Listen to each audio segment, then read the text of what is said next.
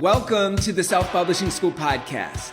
This is the podcast to listen to if you're an aspiring writer or an author who wants to be more successful. On this show, you'll learn how to write and launch a book successfully, all from the top authors and people just like you who are doing it at the highest level. I'm your host, Chandler Bolt, the founder of Self-Publishing School, the author of the book called Published, and the CEO of selfpublishing.com. For free training on how to publish a book that sells 10,000 copies, go to selfpublishing.com/free training.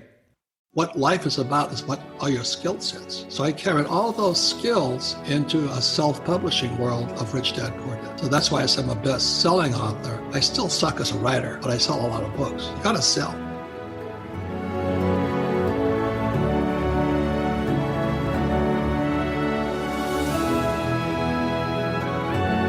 I think the biggest mistake they make in schools, again, it goes back to mistakes. So they tell you to memorize the answer, but don't make mistakes. As I always say to people today, what's one of the most important things you've ever done in your life? And that is I chose my teacher.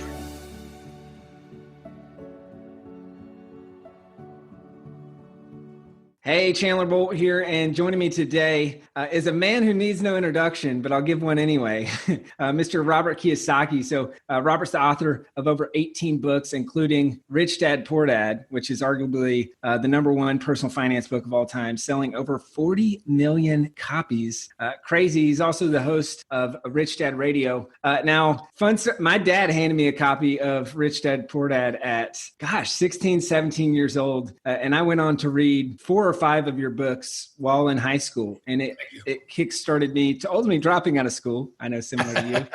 And also just kind of set me off on this entrepreneurial journey. So without Rich Dad, Poor Dad, without Robert Kiyosaki, I really think there is no self-publishing school. And a lot of what we do today wouldn't be happening. So Robert, really great to have you here. Well, thank you. I'm honored. Thank your dad for me, by the way. I will tell him. He'll love that. So I know we were talking right before the interview about the story about why you had to self-publish. So why did you self-publish? Why did you write Rich Dad, Poor Dad? This book here? Yeah. Well, the truth is I created the cash flow game with my wife, Kim. And the cash flow game is the only game that teaches full-blown financial statement accounting, the single most boring subject of business school. So we created the cash flow board game, and Mattel turned it down. Mm-hmm. They said, one of the game companies. They said cash flow was too hard. I said, well, I learned everything I learned on Monopoly. And the guy goes, yeah, but people have gotten a lot more stupid since Monopoly. He said, I quote unquote, he says, we couldn't bring Monopoly out today because people aren't smart enough to play that game. Mm-hmm. So when he saw my cash flow is a very sophisticated game, Oh, yeah. So he turned it down. So being entrepreneurs, we just said, well, we're going to do it anyway. So we produced the game. And he was right. Nobody would buy the game because it was too hard. So we got desperate. Entrepreneurs always, desperation is a spirit of entrepreneurship, I guess. So I think I better write a brochure, a catalog for my game. So I sat down. It took me about a year, and I wrote Rich Dad, Poor Dad. And then I tried to sell Rich Dad, Poor Dad. And everybody said to me, you don't know what you're talking about. So I go to New York, all the publishers, and they're laughing at me. And they say, the opening line is, the rich don't work for money. That's rule number 1 of the rich. And of course, these editors, they got their heads up there, what? So they said, what do you mean? I have they're like my poor dads, all these editors in New York City. They didn't like that. And I said, your house is not an asset. They didn't like that at all either. And then I said, savers are losers. They didn't like that either. So they rejected Rich Dad, Poor Dad. So now I'm desperate. I got a board game I can't sell, and nobody wants to publish Rich Dad, Poor Dad. So being entrepreneurs, we just say, well, screw them. We're just going to do what we have to do. So my wife, Kim, and I published 1,000 copies of Rich Dad, Poor Dad. And she says, now what are we going to do with it? I said, well, if we can't sell them, we have Christmas gifts for a long time. And Dad, we sent copies out and nobody would touch it because you're self-published. They wouldn't touch us. So I went, oh my God. So I called my friend who owns a car wash in Austin, Texas. And I said, would you put 24 of Rich Dad, Poor Dad in your car wash? And he says, we don't sell books in car washes. And I said, that's good. No competition. Because, you go to a bookstore, they got so many books, your book gets lost in there. So that's why I chose you to be the first guy to sell my book. He says, get out of here, But finally, salesmanship begins when the customer says no. And he finally says, I'll put 24 of your books in there for 2 weeks. And if they don't sell, you get them back. I said, I promise. So I call him up after a week. Nothing has sold. Then about a week later, 2 weeks, I said, what happened? He says, they're all gone. I said, you want some more? He goes, no, I don't want them anymore. You make me too nervous. I don't sell books in car washes. So then I'm sitting around waiting, and then all of a sudden I got this phone call with a real thick Dallas accent. He goes, hi, my name's Bill Galvin. I got your book, Rich Dad, Poor Dad. I said, really? Where'd you get it? He said, a friend of mine bought it in a car wash and shipped it to me. So it was a doctor. So this doctor gets my book and he ships it to Bill Galvin up in Dallas. He says, that's a good book. He says, how many copies you got left? I said, 1,000 minus 24. He says, you haven't sold any? I said, no. He says, I'll take all the rest. I went, what? He says, I'll take them all. And I said, who are you? So I said, my name is Bill Galvin from Dallas, Texas. I said, well, who do you work for? He says, I work for Amway. Oh, yeah. Amway is a private distribution, it's a network marketing company. For sure. And they said, this is the perfect book for all of our thousands and thousands of people throughout the world. So we shipped him 1,000 minus 24. Wow. And the first 1,000 books were sold. When Amway, because they're a study organization. They teach entrepreneurship. I have tremendous respect for Amway because they're really training people to be entrepreneurs, to be self-actuated, and all stuff like this. Yeah. And the book slowly made its way all over the world. And I didn't hear anything. That was it. We're not going to publish any more books. That was too nerve-wracking for me. And then about 2 years later, Rich Dad, Poor Dad makes the New York Times bestseller list. Wow. The only self-published book on the list. And then a week later, Oprah. So Oprah calls, and I was in Australia having a good time. And my wife calls me in Australia, says, hey, Oprah called. I said, oh, good. And she wants you on her program. I go, yeah, good. When? She says, this week. I said, I just got to Australia. She says, get your ass home now. Because I didn't know who. I'm a U.S. Marine. I flew with the Marine Corps, and real Marines don't watch Oprah.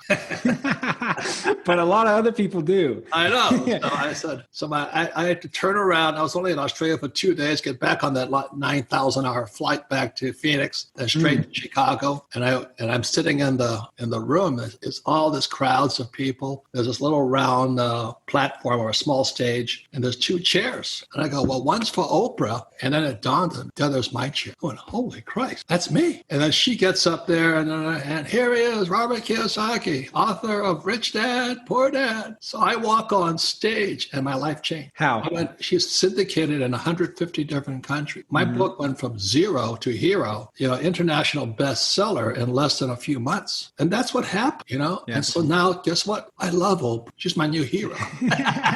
Favorite show, huh? Was that car wash owner, Keith Cunningham? Yeah.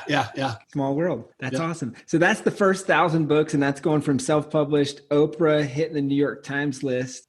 I mean, why do you think that book sold so well? Well, that all same as it's a book whose time has come. And you look at what's going on with this corona crisis right now and all this. The reason I wrote Rich Dad, Poor Dad was because I could see this crisis coming. Because the thing I ask everybody, what does school teach you about money? And for most people, it's flatline. Nobody knows anything about money. And so that's why I could see this crisis coming. I actually saw my latest book is Who Stole My Pension? Because when I came back from Vietnam, my poor dad was a PhD from Stanford, University of Chicago and Northwestern. And he was unemployed, no paycheck, no job, no pension. So I come back from Vietnam, and he says, I was a pilot. So he says, why don't you go fly for United? And I said, I'm through flying, Dad. I'm going to be an entrepreneur like my rich dad. And he was really upset with me. He says, you need job security. Being a pilot's pretty high paying. I think they get paid about $400,000 a year back then. I said, Dad, I can make that as an entrepreneur in a month. Why would I work a year for that? So that was a strain between my rich dad and my poor dad and myself, because as I always say to people today is, what's one of the most important things you've ever done in your life? And that is I chose my teacher. So you've really got to be careful who your teachers are. So the power of books or YouTube today is you have greater choice of teacher, because I really hated school. I mean, I did not like school. There was only 2 teachers I liked. The rest I hated. And I just didn't like school. I went to a great school. I went to Merchant Marine Academy in Kings Point, New York. But again, the teacher can either make you or break you. So the power of books and YouTube today is my advice to young people is really be careful who your teachers are, because your greatest asset lies between your left ear and your right ear. It's called your brain, if you have one left. Yeah. Well, I love that, because we always talk about how a book is a $15 mentor, right? It's the smartest, most successful people on the planet have taken everything that they learned and put it into a book. And for $15 in a few hours, you can buy it and you can read it. Correct. And it's just unbelievable. Yeah. So how many of your books are self-published versus traditionally published? I don't know. I'm an entrepreneur. I have the person that handles most of my work is Mona Gambetta. And I did flunk out of high school twice because I can't write. So my writing is pretty horrible. I don't spell well. I run on sentences and all this. So in high school, I always sat next to the smartest girl. In school, that's called cheating. So I still cheat as an adult. And Mona takes my books and edits them, but she got into the self-publishing business and she's extremely good at it. So she's helping, she helps publish a lot of my friends' books and all this stuff. But we're really entrepreneurs. I really don't care for the corporate world that much. So I'd rather be small and make a lot of money and pay no taxes. That's my game. Yeah. And I'm very happy doing it this way. So I encourage anybody who has a book, especially if the publishers turn it down, don't let that stop you. Go to a self-publishing school and find out how this job is done, because it's a big job, self-publishing a book. You can ask Mona. For sure. And so, I think I've heard you say before, it's called best-selling author, not best-written author. And you kind of just alluded to that. So, what's your philosophy behind that? And what would be your advice for someone out there who's thinking, hey, I've always wanted to write a book, but I don't write well enough? Well, I still don't write well enough, but anyway, it's a best-selling author. It's not a best writing author. And after the book was published, a lot of the editors and the publishers said, your book still sucks. I said, yeah, but I sell more than your stupid books. And the reason for that is, again, it goes back to Rich Dad, Poor Dad and Choose Your Teachers Wisely. Like I said, when I came back from Vietnam, I said, I want to be an entrepreneur. And my poor dad wanted me to fly for United. And I said, I'd be an employee. It's easier to be an employee than an entrepreneur, but I'd rather be an entrepreneur. So anyway, I said, what do I have to do to be an entrepreneur? He says, you have to sell. And I'm Japanese. I'm very shy. I said, I don't want to sell. Plus my poor dad and my mother, they hated salesmen, because they're academics. Oh, salesmen are scum. All they do is work for money and all this. So there's a bad attitude inside the poor dad family against anybody who sold. And then I go talk to my rich dad. Again, choose your teachers wisely. And he says, look, you've got to sell. You've got to be an entrepreneur. If you can't sell, you're not going to make it, because it's a skill set. It's like a plumber has to know how to turn a wrench. An entrepreneur must know how to sell. So I said, I don't want to sell. I'm still in the Marine Corps. And he said, Robert, how's your sex life? I said, non-existent. He says, because you can't sell. So that was my motivation. So he said, go learn how to sell. So that instead of looking for a safe, secure job, I applied to both IBM and Xerox, because back in those days, they had great sales training programs. So I faced my greatest fear, which is knocking on doors and getting rejected. So I got hired by Xerox, great training. They flew me from Hawaii to Leesburg, Virginia, go to professional sales schools and all this stuff. And then when I came back to Hawaii, I was going to get fired because I was still shy.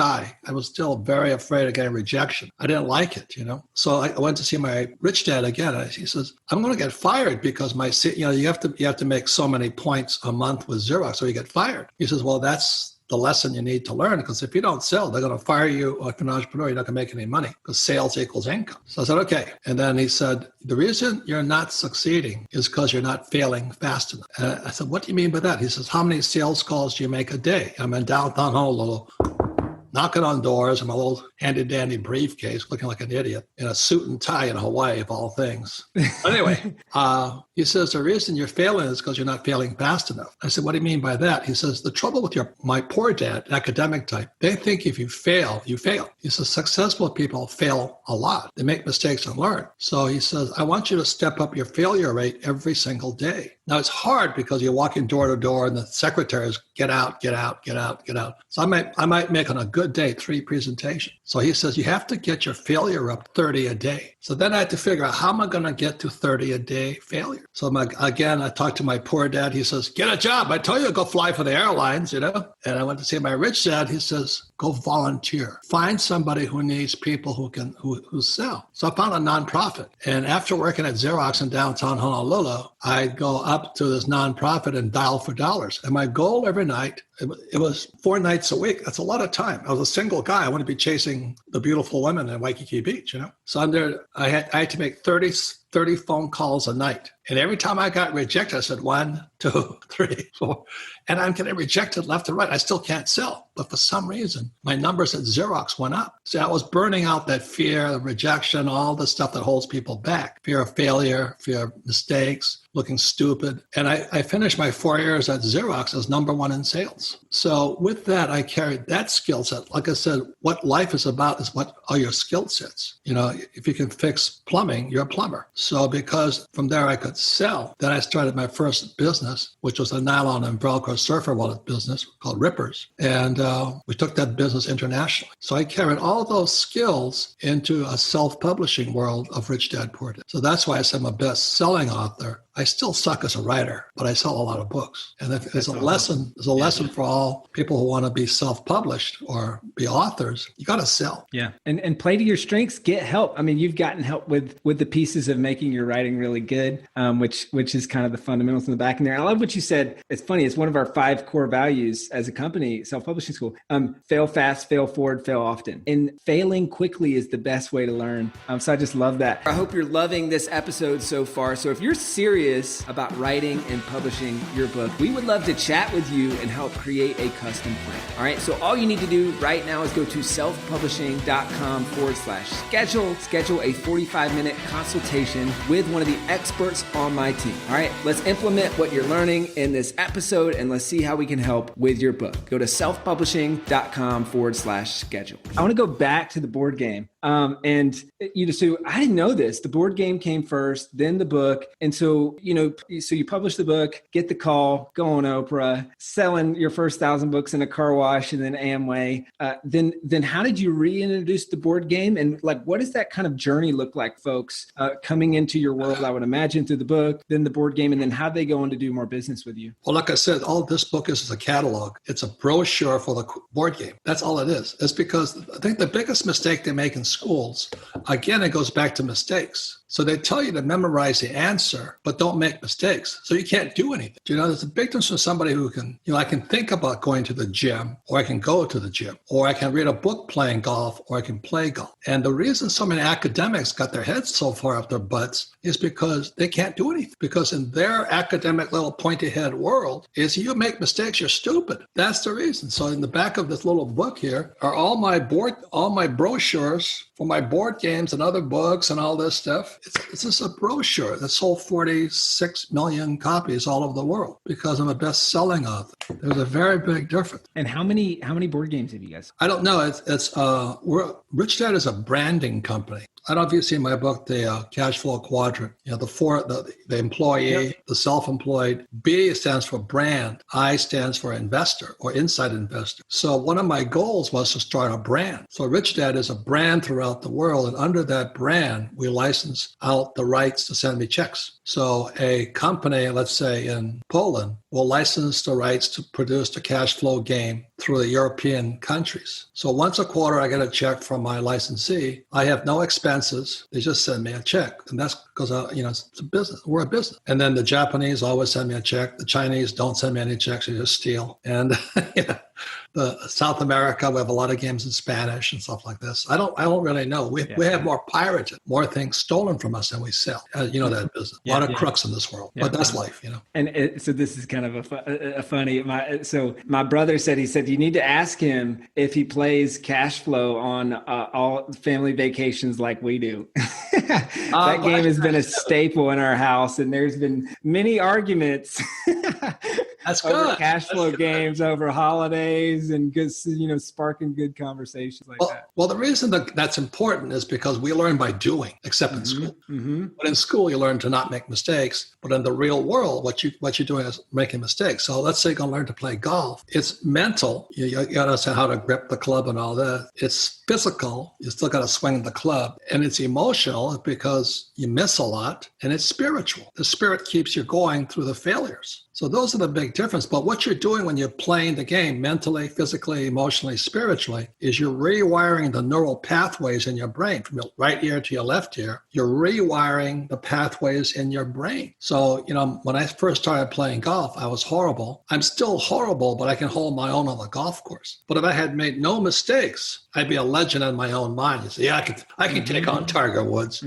but I can't even putt. You know what I mean? So those are a couple of the big complaints I have against school systems. They tell you not to cooperate because that's called cheating. I cheat like a wild man. And they tell you don't make mistakes. How do you learn if you don't make mistakes? Right. And thirdly, they teach you nothing about money. And so today we have a corona crisis. Millions, 30 million people in America are out of work today. And our economy is going to crash. That's really, really sad. So one of the books I published in 2002 was Rich Dad's Prophecy. And I said there would be 3 crashes. And so the first crash came with the dot-com crash. Second crash came with the subprime crash. And today, the corona crash. How did I know that? Is because I surfed most of my life. So as a big, there's big wave surfers and small wave surfers. So small wave surfers ride wind-blown wave. And the big wave surfers in Hawaii ride the ocean swells from the winter swells. And every big wave surfer knows there's 3, they come in sets generally, not all the time, sets of 3. And so you've really got to time yourself as when you're going to take that third wave. Because if you're too inside, the wave crashes on you. You're too far outside, you miss everything. So it's that third wave. And that third wave crashed March of 2020, on time, on schedule. The other thing too, is if you study cycles and trends, every 90 years, there's a collapse, a crash. So the last crash was 1930 or 1929, 2020, 90 years later, we have a crash again. So everything is predictable and all this stuff, except that our schools don't teach you anything about it. The schools don't teach you that money is just debt and taxes. That if you don't learn anything about debt and taxes, you'll probably never be rich. But they tell you stay out of debt and pay your taxes. Are you kidding me? The rich don't pay taxes and they use debt. So everything is opposite of what they teach you in school. Right. And that's, it's one of the cool things I think about the game is, you get the game of life that hopefully you learn quick enough, but the game itself, we're obviously talking about cash flow game, it's a feedback mechanism. Yeah. And so you see, it's like, I'm a very competitive person. It only takes losing so many times to where you figure out, I did this wrong move here, or I was too cautious. I tried to hold on to too much cash. I didn't take this opportunity. It's a feedback mechanism, and then it sparks the conversation that leads to the changes in day-to-day life, which you often don't get that feedback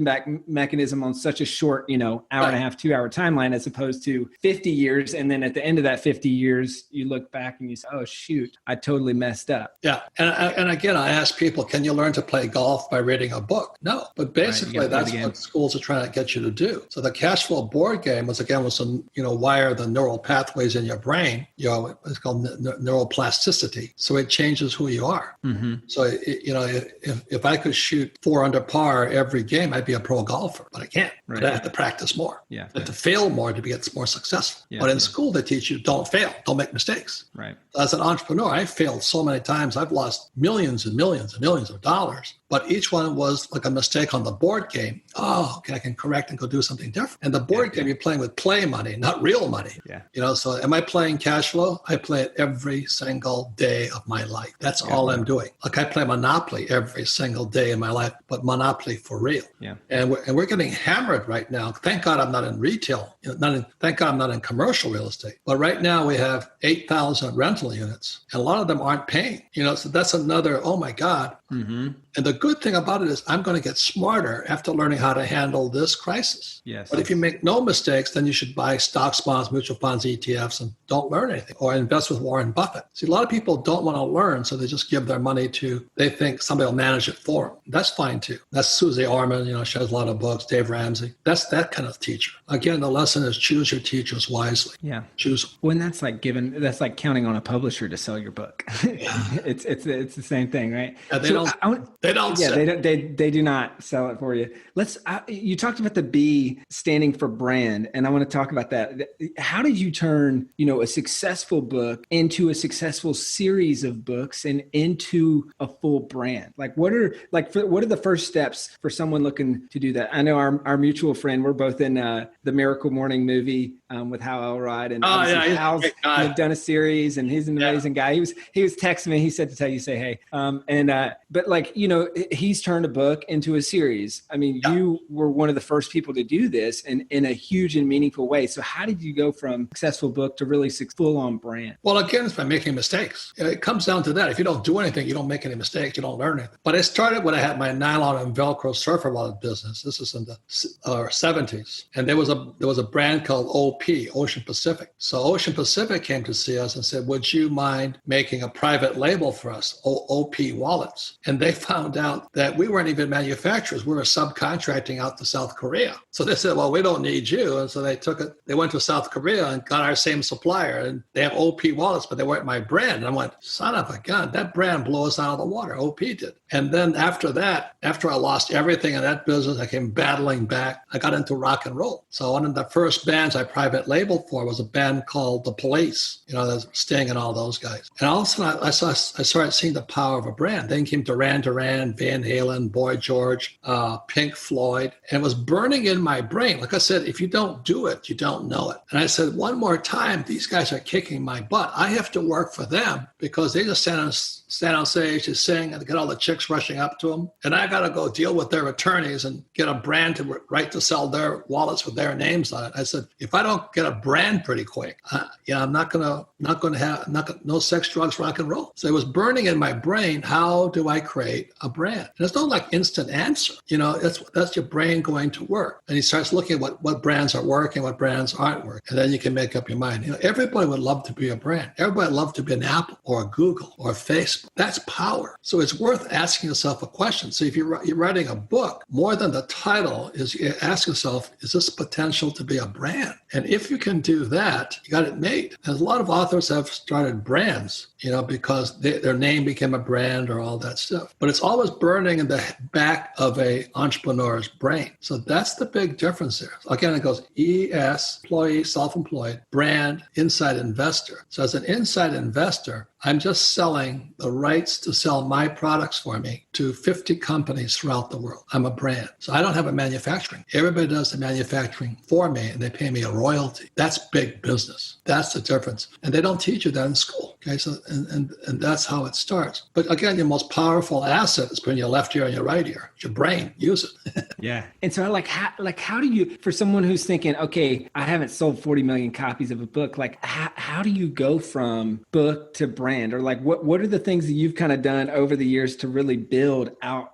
You've got a massive brand. Well, one of the rules is a thing. It's not marketing. There's sales and marketing, but before marketing, there's another type of communication. It's called PR, public relations. And so I've always had a full-time PR person because PR is cheaper than advertising. So I would get into magazines and articles and putts around. But the biggest home run was in Rich Dad Poor Dad. I listed a network marketing company as an asset, and that attracted Amway. And then came all the other network marketing companies. They were asking me to endorse their company, which I don't do. But those organizations, because they're teaching people how to sell, they started requiring their thousands of downline, as I call them, to read my book. So it really is, a relationship type of business. And I think too many authors want to be the author, but they're not good PR, public relations. So then what happened is after Amway fell in love with my book, they flew me all over the world to sell my book to their people. So on 9/11, guess where I was? I was in Istanbul. I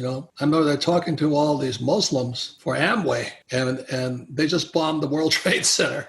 And I don't know, what the hell am I doing here, But it was because I was doing PR, public relations. So because I was helping Amway sell their company, Amway helped me sell my book. So I got paid the big bucks to fly all over the world and sell my book. And so from the beginning, it was PR and having a full-time PR person and really using publicity to kind of build and drive a lot of what you're doing. Okay, this for me right now is PR for you also. Yeah. But it's a relationship. I'm more than happy to endorse endorse what you do because it's sincere. I am self-published. I was self-published. But I met many authors got their heads up their butts. They think they're God or Muhammad or Buddha or something. They think they're smarter than everybody else. You still have to have relationships up, team members. So the way I got successful is help other people sell their business, and I help sell my business. It's called you scratch my back, I'll scratch your back. Okay, that's the secret. Awesome. Love it. Well, hey, we're in the home stretch here. Thank you. This has been great. And it's been really cool. I think really interesting as someone, and I'm sure a lot of people would relate to this. And maybe I was going to say, you probably get tired of hearing this, but maybe not. It's like my brother plays in the Grammy nominated rock and roll band, and it's like your favorite song that, by the 3,000th time playing it, you're tired of playing it. Yeah, I'm sure it's probably with you. But it has been cool. And I'm sure a lot of people listening, watching can see this. It's like to have experienced, reading the book and seeing what it, and then to then now years later, actually see kind of how things happened and like unfolded. I think this has been really cool for me. So I appreciate this. The greatest thrill is so many, young people like you said, my mother and my father gave me the book. Mm-hmm. That's the proof of the pudding. Yeah. You know what I mean? If you're just really here to write to serve humanity, then when parents pass it on to kids, I've done my job. Yeah.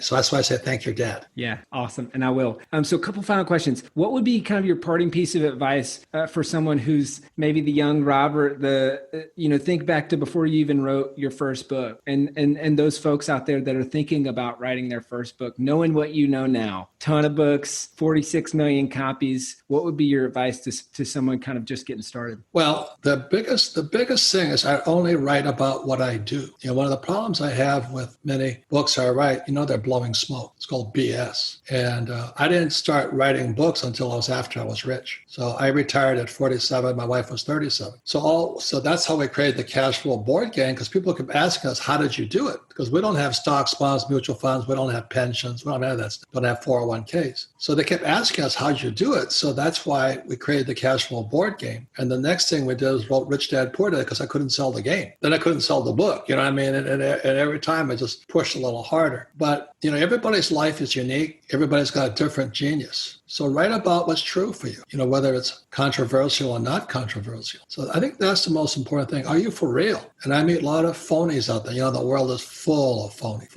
Like I think this corona pandemic, a lot of it's phony, from what I know about it. And I think what the corona pandemic is really a cover-up of the biggest financial collapse coming. So that's why Rich Dad's prophecy, I said this was going to collapse anyway. So the coronavirus, I think they're going to blame the coronavirus instead of blame the Fed and the Treasury and the banks. In 2008, when the markets crashed, people lost everything. They paid our bankers bonuses. That's criminal. That's what I don't like. So that's why I write and all this, is because we can't let the so-called academic elite rip us off. So I write and all that because I'm sick and tired of these guys ripping us off. And, this thing crashes and they make all the money and we get screwed. So there's got to be something like that inside of you. I don't do this because I need the money. I was already retired when I wrote the book, but I'm still pissed off. How dare they rip us off like this? How dare they blame the coronavirus for, a shadow banking crash? And people don't even know what the shadow bank is. It was crashing long before the corona showed up, but they had to cover it up. That's my opinion. It's not worth anything, but that's my opinion. So unless you have some kind of fire in your belly like that, your writing will be boring. And people have no time for boring books today. You know what I mean? So, you never know what's going to work with the public. So that's what drives me on. I don't need the money, but we do need financial education. I don't like what Wall Street's doing. I don't like what the Fed is doing. I don't like what our school system's doing. So it's a private crusade, a mission, duty. I went to military school. It's duty, honor, respect, courage. That's what drives me. It's spiritual. That's awesome. Well, Robert, thank you so much for coming on.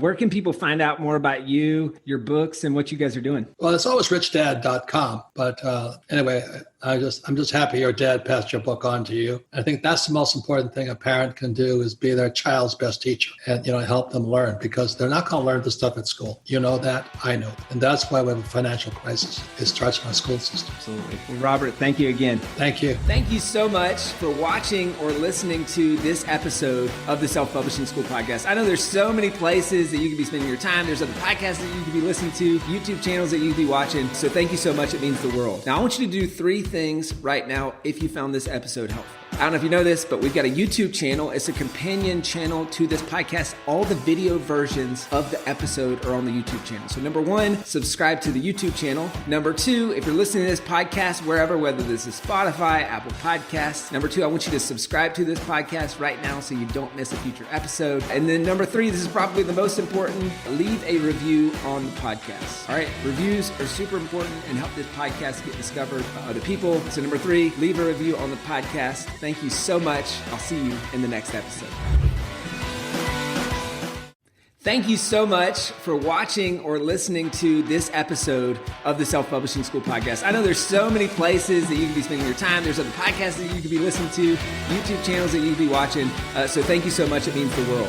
Now, I want you to do three things right now if you found this episode helpful. All right, number one, I don't know if you know this, but we've got a YouTube channel. It's a companion channel to this podcast. All the video versions of the episode are on the YouTube channel. So number one, subscribe to the YouTube channel.